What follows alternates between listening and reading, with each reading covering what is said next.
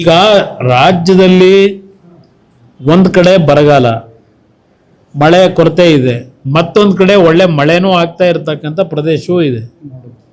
ಇದು ಎರಡೂ ಇದರಲ್ಲಿ ಈಗ ಅದು ಬೇರೆ, ಇನ್ನೊಂದು ಇದೆರಡೂ ಬಿಟ್ಟು ಅದೇನೋ ಮೋಡ ಬಿತ್ತನೆ ಬೇರೆ ನಡೀತಾ ಇದೆ ಒಂದು ಭಾಗದಲ್ಲಿ. ಇದೆಲ್ಲ ಇದ್ದು ರಾಜ್ಯದ ಮುಖ್ಯಮಂತ್ರಿಗೆ ಅವರ ಮಂತ್ರಿಗಳಿಗೆ ಹೇಳ್ತಕ್ಕಂಥದ್ದು, ಬಹುಶಃ ನಮ್ಮ ರಾಜ್ಯದಲ್ಲಿ ಇನ್ನು ಕೃಷಿ ಸಚಿವರು ಮುಖ್ಯಮಂತ್ರಿಗಳೇ ಇರಬೇಕೇನೋ, ಇನ್ನೂ ಯಾರನ್ನೂ ಮಾಡಿಲ್ಲ.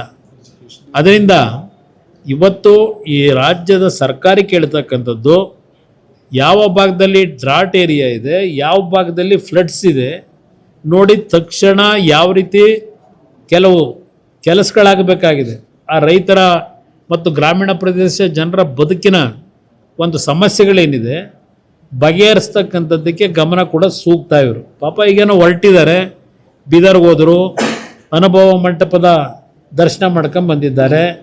ಅದೇ ಜೊತೆಗೆ ಅದು ಎಂಥದ್ದು ಅಕ್ಕ ಚಟುವಟಿಕೆ ಅಂತೇಳಿ ಇನ್ನೊಂದೇನೋ ಕಾರ್ಯಕ್ರಮ ಮಾಡಿದ್ರು. ಕಲಬುರಗಿಲಿ ಒಂದು ಪ್ರಗತಿ ಪರಿಶೀಲನಾ ಸಭೆ ಅಂತಲೂ ಮಾಡಿದ್ದಾರೆ. ಆ ಪ್ರಗತಿ ಪರಿಶೀಲನಾ ಸಭೆಯಲ್ಲಿ ಅದೇನೋ 5,500 ಕೋಟಿನೋ 15,000 ಕೋಟಿನೋ ಗೊತ್ತಿಲ್ಲಪ್ಪ, ಅದೇನೋ ಹೇಳ್ಕೊಂಡೇ ಬಂದವ್ರೆ ಸಿದ್ದರಾಮಯ್ಯರ ಕಾಲದಿಂದ.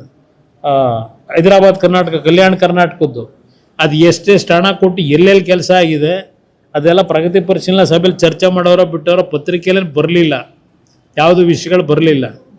ಏನು ಚರ್ಚೆ ಮಾಡ್ಕೊಂಬಂದರೋ ಗೊತ್ತಿಲ್ಲ. ಇವತ್ತು ಬೆಳಗಾವಿಗೆ ಹೋಗ್ತಾವ್ರೆ. ಬೆಳಗಾವಿಲಿ ಆಲ್ರೆಡಿ ಮಹಾರಾಷ್ಟ್ರದ ಧಾರಾಕಾರ ಮಳೆಯಿಂದ ಇವತ್ತೇನು 1 ಲಕ್ಷ 1.5 ಲಕ್ಷ ಕ್ಯೂಸೆಕ್ಸ್ ನೀರು ಆಲ್ಮಟ್ಟಿಗೆ ಹರಿದು ಬರ್ತಾ ಇದೆ. ಡ್ಯಾಮ್ ತುಂಬ್ತಾ ಇದೆ. 10 ಅಂದರೆ ದಿನಕ್ಕೆ 10-12 TMC ನೀರು. ಅಲ್ಲಿ ಜನ ಏನೇನು ಬವಣೆ ಅನುಭವಿಸ್ತಾವ್ರೆ ಆ ಮಳೆಯಿಂದ. ಇನ್ನೊಂದು ಕಡೆ ಮಳೆ ಆಗದೆ ಜನಗಳ ಬರಗಾಲದ ಪರಿಸ್ಥಿತಿ ಏನಿದೆ, ಆ ಮನೆ ಬಿದ್ದವರು, ಬೆಳೆ ಹಾನಿ ಆದವ್ರದ್ದು ಅವ್ರಿಗೇನು ಸಂದೇಶ ಕೊಡಬೇಕು ಅದೆಲ್ಲ ಕೊಟ್ಟು ಬರೋ ಸೂಕ್ತ ಅಂತ ನಾನು ಅವರಿಗೆ ಸ್ವಲ್ಪ ಒತ್ತಾಯ ಮಾಡ್ತೀನಿ ನಿಮ್ಮ ಮುಖಾಂತರ. ಈಗ ನನ್ನ ಒಂದು ಸರ್ಕಾರಕ್ಕೆ ಆಗ್ರಹ ಮಾಡ್ತಕ್ಕಂಥದ್ದು, ಇವತ್ತೇನು ನೀರು ಇನ್ಫ್ಲೋ ಇದೆ, ಮೊದಲು ಒಣಗಿರ್ತಕ್ಕಂಥ ನಮ್ಮ ಬೆಳೆಗೆ ನೀರನ್ನು ಮೊದಲು ಬಿಡ್ತಕ್ಕಂಥ ಕೆಲಸ ಮಾಡಿ.